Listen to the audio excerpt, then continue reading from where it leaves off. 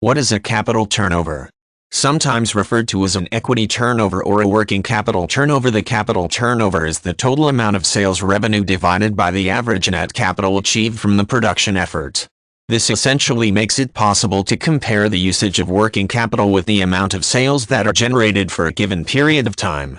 From this perspective, the capital turnover can be viewed as an assessment of how effectively the business is using its resources to generate a profit. The best way to understand how capital turnover is identified is to begin by determining the working capital. If a business has total assets of $5 million in United States dollars and currently has $3 million USD in liabilities, the working capital comes to $2 million USD. Assuming the business generated at $10 million USD in sales for the same period cited, the capital turnover would come to $5 million USD since the total sales for the period was divided by the working capital on hand. Companies want to achieve the highest possible amount of capital turnover.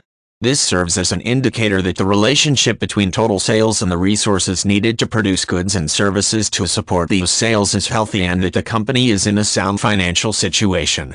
Conversely, if the amount of working capital exceeds the amount of sales, that is an indication that the company needs to restructure its operational processes if there is any chance of surviving over the long term.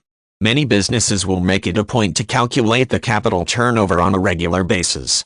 It is not unusual for this type of evaluation to be conducted on a monthly basis once the financials for the period are closed and it is possible to identify the current assets, the current liabilities, and the total amount of sales generated in the most recently completed month. Doing so can help business owners identify the beginning of a downward trend and take steps to identify the origin before the company can be weakened noticeably.